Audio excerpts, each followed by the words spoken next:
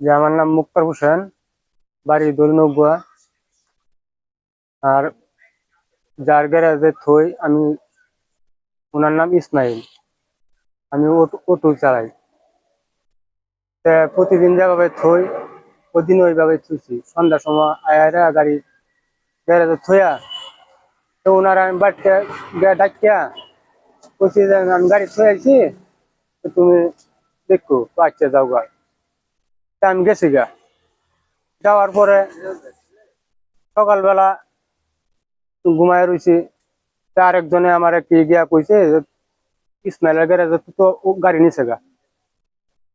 তখন আমি দৌড় বাইরে আইছি, আয় দেখি ইসমাইল এখনো ঘুমো, তার গরো উঠছে না। আয় দি মেলা মানুষ জন্য গেছে, আয় দি গাড়ি নিছে গা দুইটা। আমরা দুইজনের দুইটা গাড়ি নতুন রেডি নিছে গা। নেওয়ার পরে হ্যাঁ তাও ঘুমোতে উড়ে নাই। আরো কতক্ষণ পরে ঘুমোতে উঠতে আইছে।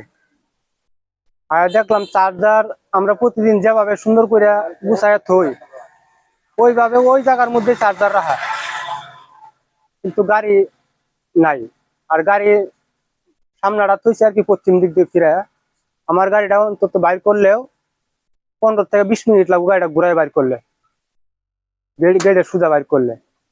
আর গেটে গেছে ঘর, এর মধ্যে তালা দিছে না। যে তালাটা দিছে এই তালাটা আবার চাবিয়াও রয়ে গেছে 3-4 দিন যাবত। এই তালাটাই দরজাত মারছে। আর মেইন গেট যেটা, এটার মধ্যে কোনো তালা দেয় নাই। না দেওয়ার কারণে আমরা গাড়িটি নিচে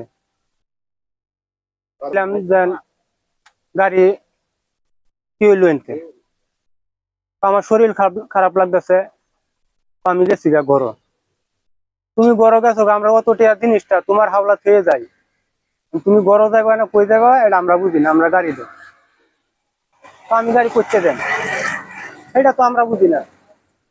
আমরা তো টাকা দিই না, মাংনা দিই না, প্রতিদিন এটা প্রতিদিন দিয়ে যাই, টাকা দিয়ে থেকে যাই।